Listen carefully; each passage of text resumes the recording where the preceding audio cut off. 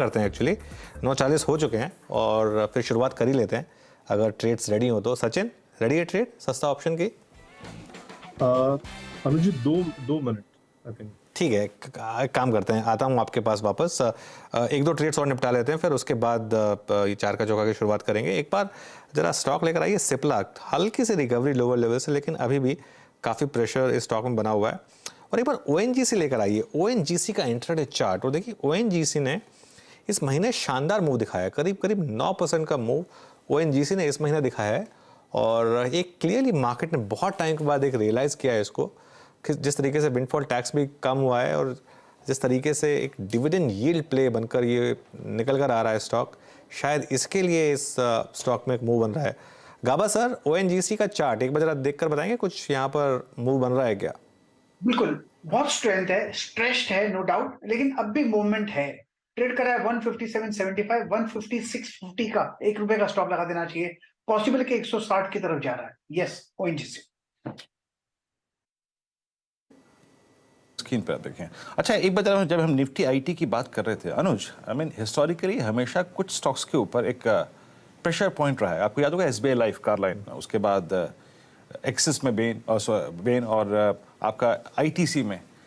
इस बार देखिए, पिछली बार बड़ा कन्विक्शन था कोफोर्ज में और बड़ा अच्छा चला भी वो, लेकिन अब जब प्रमोटर्स बार बार बड़ा एक चंक ऑफलोड कर रहे हैं, कन्विक्शन बन पा रहा है इस बार? नहीं, इस बार मुझे थोड़ा सा प्रॉब्लम ये लग आ रही है कि अब प्लान क्या है इनका। पिछली बार चलो ठीक है, मेरे ख्याल से अब तो 30% रह जाएगा स्टेक शायद इनका, मेरे ख्याल से 30 ना। हाँ, तो प्लान क्या है इनका, मुझे समझ में ये नहीं आ रहा है, क्योंकि ये 30%। और लगातार एक के बाद एक, और एक प्रमोटर से ज़्यादा तो कोई नहीं जानता अपनी कंपनी के बारे में।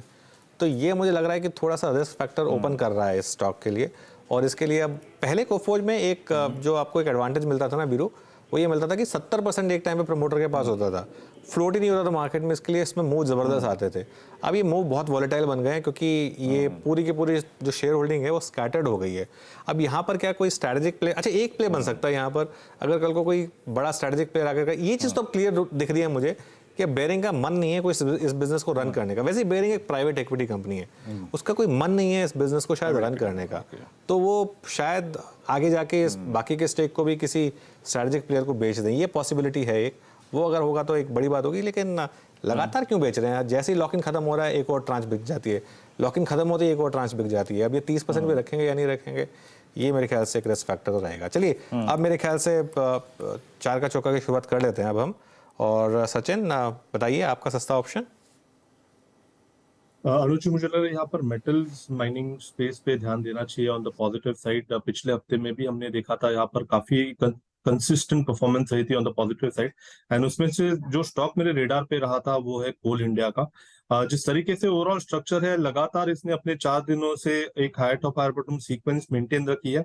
बट इसके आरएसआई में अभी फिलहाल एक ब्रेकआउट हुआ है ऑन द डेली चार्ट। अपने 5 and 20 day exponential moving average के ऊपर के भी कोट्स आने चालू हुए हैं। तो मुझे लग रहा है यहाँ पर इमीडिएट बेसिस पे 215 का जो कॉल ऑप्शन है वो आई थिंक खरीदना चाहिए, जो ₹3.5 के आसपास फिलहाल ट्रेंड हो रहा है।